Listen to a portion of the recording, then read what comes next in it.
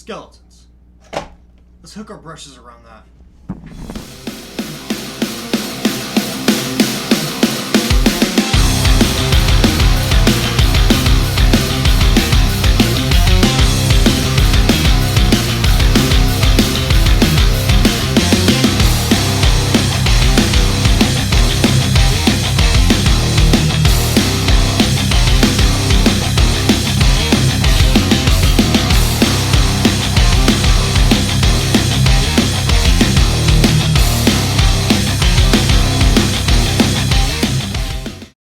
Okay, welcome back to the guild.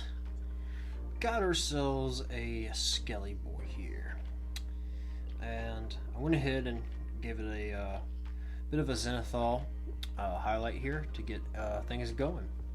The first thing we're going to do is the torn cloth in his robes that he's wearing here.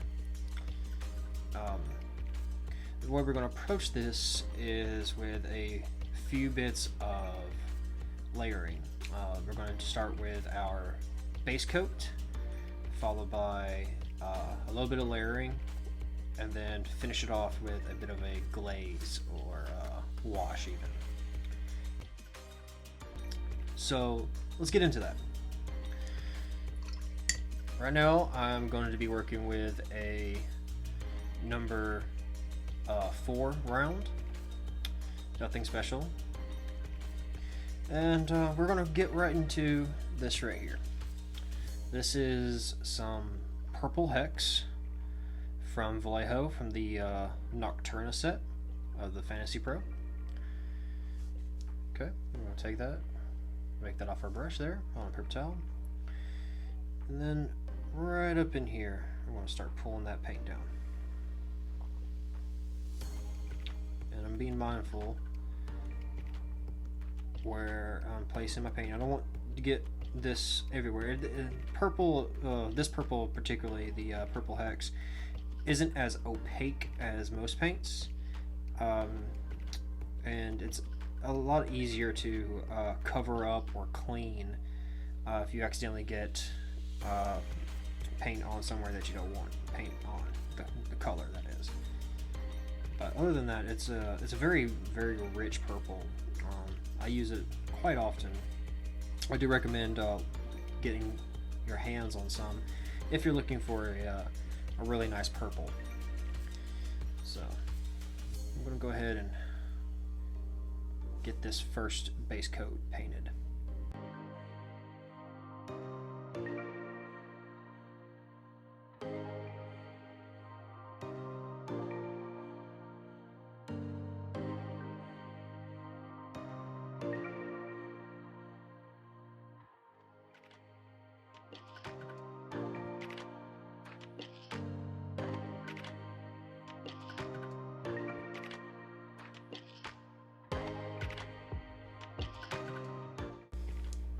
Okay, we got our base coat down. Now with our base coat down, of course the rule of thumb when you put a base coat down is 2 thin layers, and I think that's going to give us plenty of coverage. Now you can stop right here if you're painting skellies like this in this way. As rich as this purple is, to me it looks great as is, but you can always, you know, kick it up. And that's what we're going to do. We're going to grab now some amethyst purple, again from the Nocturna Fantasy Pro set.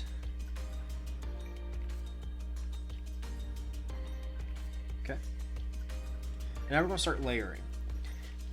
And I'm going to go about midways and start bringing it down, trying to lighten up right here where everything looks like it's torn and scattered. I'm going to be using this as a way to kind of fade his clothing that he's got on. Now this might take some time. This might take more than 1 or 2 or 3 or 4 times before you get your desired like. But it just depends on how vibrant or how much you want to layer this on.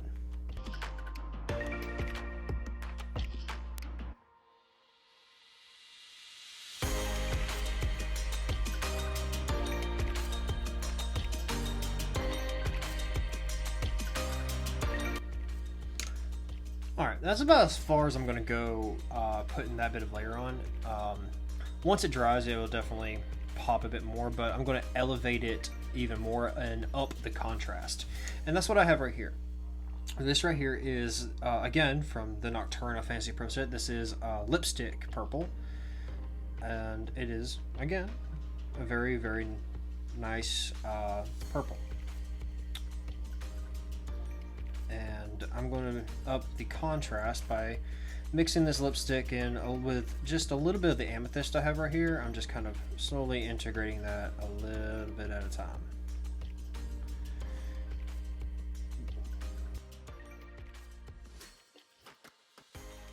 And now, same thing as last time. I'm just going to layer this on.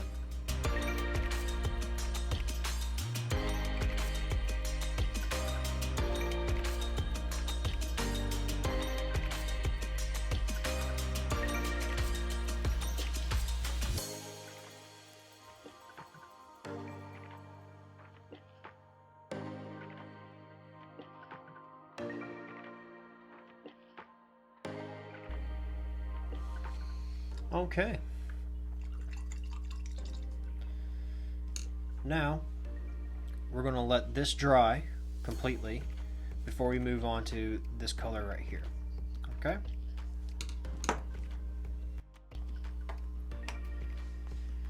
Okay, now that this has completely dried, we are going to move on to the glazing portion to finish up the cloth around his. And this right here is Witch Purple from, again, the Nocturna Vallejo set. And I got some glazing medium put into this. So it's very, very thin. I had a little bit more water to it. I wanted this to be very, very thin.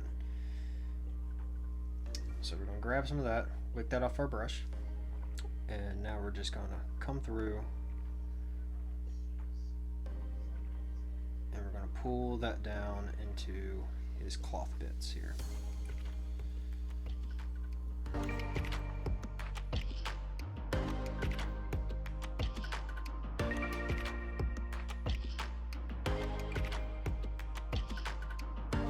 Alright, now that this is dried up, this is what the end results looks like. I end up doing about 3 layers of glazing using that glazed down Witch's Purple right there. And as soon as that dried, this is the end result of it. I think it turned out pretty good. You could push it a little further, depending on how light you want this to go. For me, this is about where I want it. So, moving on, we are actually going to do the bones now. That way, when I move on to everything else, the color of the bone will be completely dry by the time I put my wash onto it. So we're just going to quickly go through and paint up all of his bones that are showing. And for that, we're going to be using some ivory from Vallejo. I'm still going to be using this number 4 round. Get that off my brush. And we're just going to start painting these bones real quick.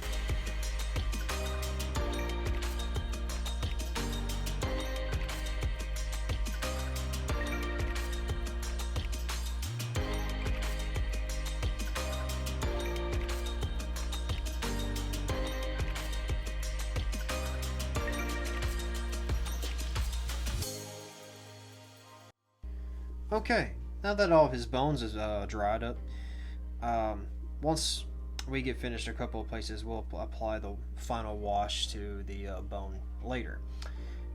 Now we're going to start on the smaller bits, such as his sword and right here, his wooden plank of his shield right here. Let me zoom in, show you that. Okay, this piece right here, that wooden plank, we're going to work on that. We're going to work on the banner rod itself here, and the belt here, and his leather shroud that comes off the back of his helmet here. I find all this to be within the same realm of the futzing bits, or the small bits that you would try to do last or later. I try to tackle them as quick as possible once I kind of get a good foundation and some good work going, kind of middle ways. Because reason being, doing these in the middle or even first, it kind of gets them out of the way because you're not as excited to paint these small bits. It's kind of thing that we leave out or leave alone. It doesn't excite us. We want to get straight into the parts that majority of everyone's going to see. So we kind of tend to either leave these out or not put as much effort into these smaller bits here. But I find doing it first or in the middle kind of gets you in your way of painting, gets them done and they look very, very well, and gets you in the habit of making sure everything looks cohesive. That way nothing is left out, nothing looks out of place, and that way you can move on to the more exciting parts knowing that they're going to look extremely well, because it also gives you a bit of a cool down. So while you're doing these smaller bits, you can give yourself a little bit of break and, you know, get these done, and then by the time you get to the bigger parts that you're most excited for, you're really pumped up and you're really excited to get all those parts done. So that's what we're going to do. We're going to start working on these smaller bits here. And right here on my wet palette, I have this color here. This is from scale 75 and it's the black leather. I picked this color specifically because it is a blackish purple, which kind of fits in with the other color schemes I have here. And as far as the wood planking portion goes, what I'm going to do is I'm going to integrate some leather brown from Vallejo, and I'm going to mix this in with my black leather and probably a little bit of this ivory. Just going to mix those three together to kind of get the plank I want, because I want it to look old and rickety because this guy just been rosed up from the dead. So that's what we're going to start doing. So the first thing I'm going to do is his belt back here. At least I believe this right here is a belt on his back right here. I'll zoom in so y'all can see that. There we go. So yeah, his belt back here. I mean, it looks like a belt, and to me, that's going to be a belt. So we're going to do this, and I'm not going to be using my 4 round on this. I'm actually going to put it away, and instead I'm going to grab this. This is a number 1 round. I like it a lot. It helps me, you know, very well get through the smaller bits without ruining anything else. So I'm going to grab a little bit of our paint here. I'm going to get a little bit of water. I want to thin it down just a little bit. Not too much. I just want to thin it down just a little bit. Okay, I'm going to wick that off. I want to stay zoomed in so you can see. I know it's very hard to see when I'm zoomed out. And then we're going to apply this.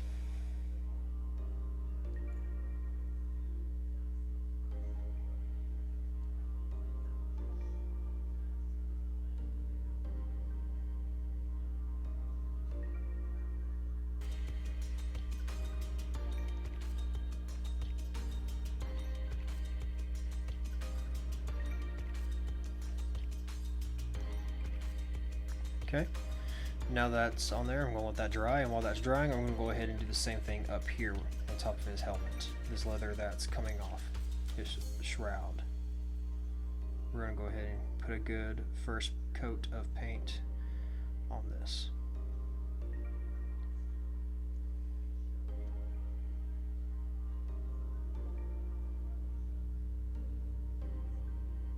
Okay, turn it around, because now we have the front portion, which is zenithal highlighted in whites and grays and black.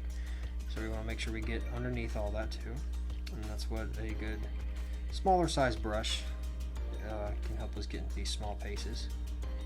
Which if you paint something else that you didn't mean to, it's okay. It can be fixed. It's not an issue. Now these pieces right here, and here, those are metallic. Those pieces that are coming off the actual helmet, those are metallic, and we'll paint those later. I'm just more worried about getting just enough inside here where it completely covers this piece right here. Alright, now those are dry. We're going to go ahead and go back, and we're going to put a second coat on. Rule of thumb when you put down base coats, 2 thin layers is all you should need. Not too thin, not too thick, just good 2 thin layers. And it's hard to figure out when people say, you know, well, what constitutes as a good thin layer? And that's a good thing. So while that's drying, let me show you. A good thin layer, like right here, this is just paint right out of the bottle. By itself, it is very thick, as you can see right there. Okay, and if we clean our brush, okay, we have a clean brush, okay, and we go to this paint here, okay, and we're going to take a little bit of that paint, I'm going to set it right here, right, now I'm going to go back and I'm going to get just a little bit of water on my brush, like I just dipped it enough to where it soaked up into the bristles, and then we're going to mix that in, right there, okay, and now we're going to wick that off, and then if we apply this, you can see how thinner that is compared to this, okay. Now to make sure you don't over thin, this is what over thinning would look like. If I have more water on my brush, and here's that one that we added just enough water to, we apply that water, okay, now we're left with that. What does that look like? We get a little bit of that, and we come to here, okay, and that might be a little hard to see, so let me clean that off. And now we are basically left with dirty paint water at that point. Let me clean my thumbnail off a little bit more. There we go. So we're going to go back to that.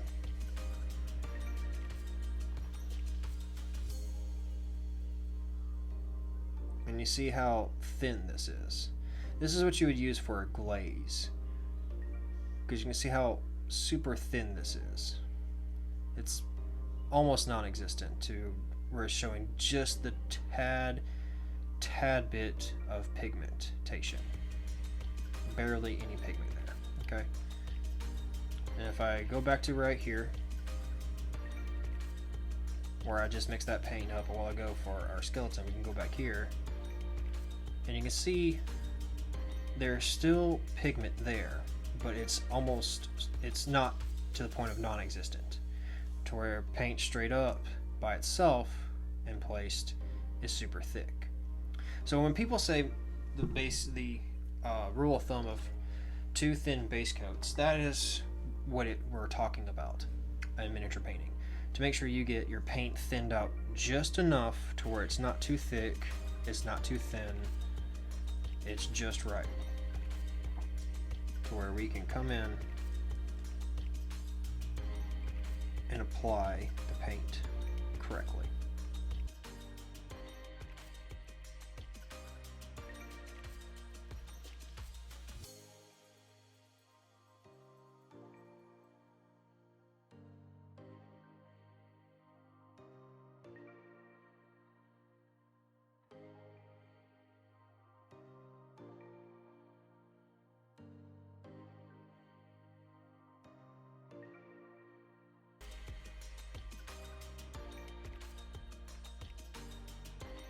I'm going to go around and finish all the smaller bits here and there, and when I get done with those, we're going to get to the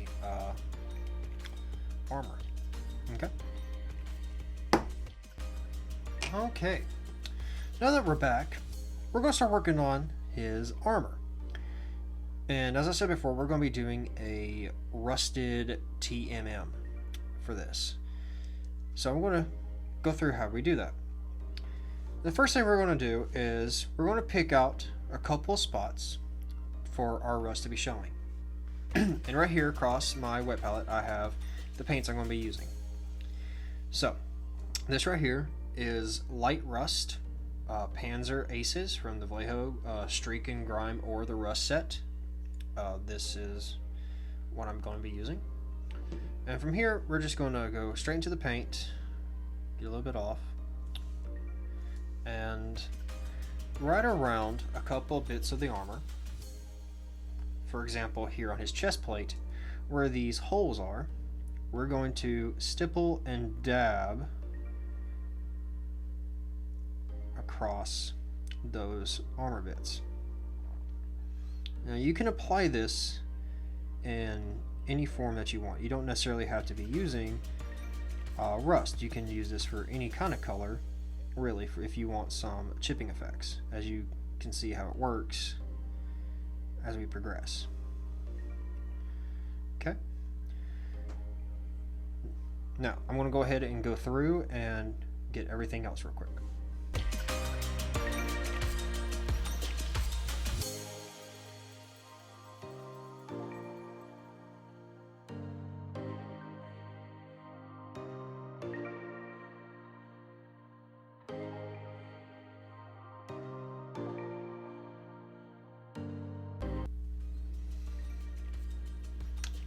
Okay. Now that we get all of this applied, we need to make sure that it dries all the way, 100%, before we can move on to the next step. Okay? Alright. Now that this has all been placed where I want it and it's completely dried, we're going to go to step 2.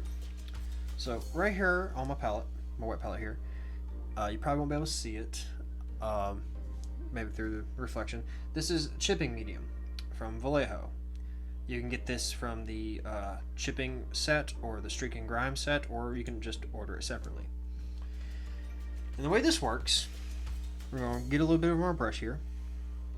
Okay. I'm going to apply this fully. Okay. And you're just going to make sure you get a full coverage. There we go. We're just going to make sure you get a full coverage all over parts that you're wanting to chip on top of this first base coat of the light rust we got going. Okay, and the reason why we do this is you can see once this dries all the way, because it is a water soluble paint, once this dries and you put a second layer on top of this, and once it dries and you go to chip it off, the activation underneath the chipping medium will activate, and you can be able to take small bits and chips away from your painted area, hence the chipping medium, which you'll be able to see further along. Go ahead. So I'm going to go ahead and get this fully covered. Alrighty.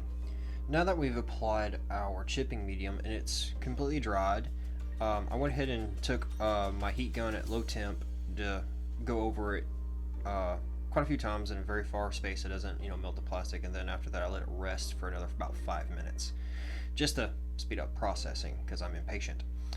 But from there, it's time to put on our second coat to the chipping effect. And what we're going to do is we're actually going to move our wet palette out of the way for now, and we're going to grab this. This is just a cheap to go container. You're going to need something like this, or something like a dry palette or paper plate, something.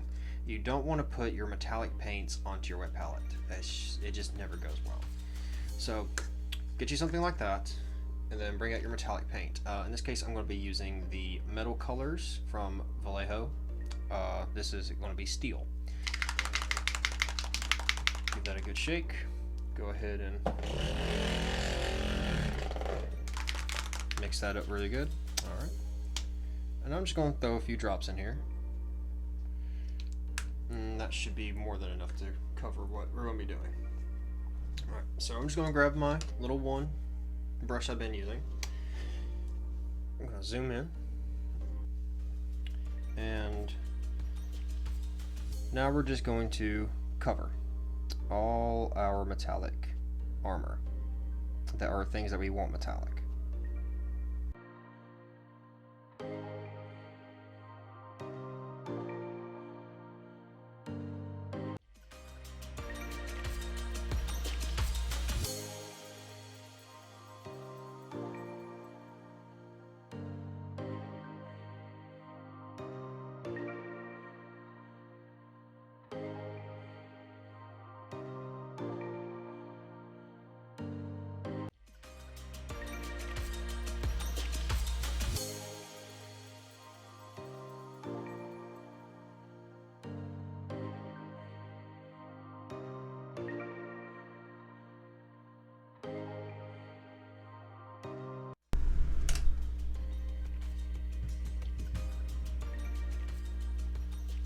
Okay, we're going to let this dry, and I'll be right back with you. Okay, now that all this is dried, you can see we got a good full coverage around for his armor, and I really like this. Again, you can paint it like this and it'll look pretty good and flawless on the tabletop, but we're going to again do this as a rust effect. So now that we have our base coat down of this light rust, followed by the chipping medium, which is fully dry, and now we have our metallic down, now we're going to reactivate the chipping medium, because the chipping medium is a water soluble component, which it reactivates once it comes in contact with some water. And what it's going to do is it's going to pull this metallic paint up, and we're going to show this color underneath. So you don't want to use any of your, good brushes, quotations, but for me, I'm just going to keep using this little round one. Now you could go as far as grabbing something like a dry brush, but make sure your dry brush has got a little bit more harder bristles and is not as soft as some. You can even get a stiffer brush, like from a cheap set, which will also work as well. But in this case, I will use probably both. I'll probably use this one, and I'm going to use this round brush here. So I'm going to get a little bit of my water right here, and as you can see, I got to the point where I got like a drop coming off the bristle here. Like if I touch my finger with it, I got all that water. Okay, so what we're going to do, we're going to dip your brush into that water. Okay, and then on your palette, on a paper towel, you're just going to barely wick any of it off. You're going to make sure this is nice and wet, moist. And right in here where we first started, let me zoom in there, you're going to pick out where that medium was, and you're going to sit here and you're going to start rubbing that water around. And it's going to take a few tries to start breaking through, because that water is reactivating underneath this paint. And you can see we're already starting to get some of it to pull up. Just like that. We're going to go around and start chipping away.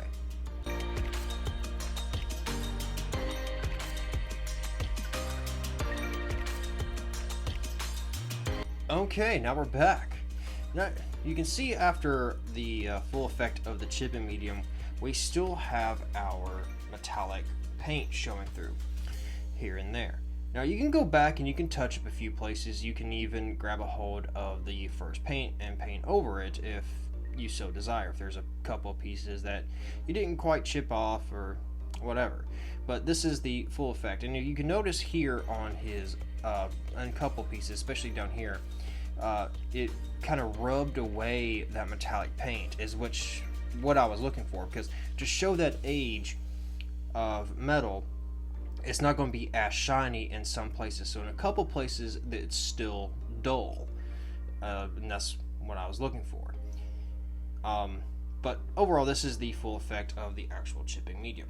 Now we're going to enhance the actual rust effect, and what we're going to do is we're going to come over here, and I have played out right here is a couple of different paints from the rust effect line from Vallejo.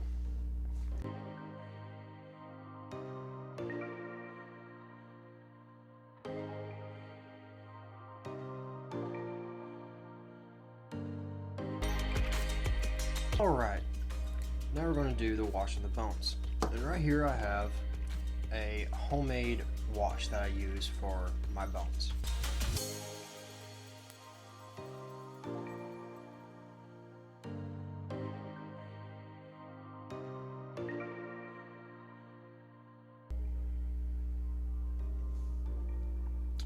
Alrighty, there we go.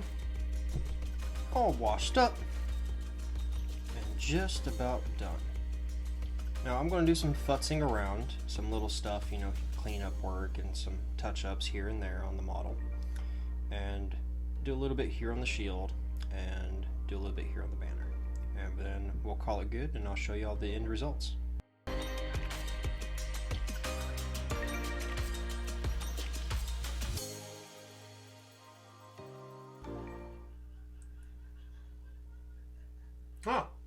Welcome back. Thanks for watching. I hope you do like it, and subscribe, and then you can hit the bell to let you know when more videos are coming out at the end. That way you can, share them faster with your friends. That would be super awesome of you guys. Thank you all for watching, and I'll see you back here at the guild next time. Back to painting.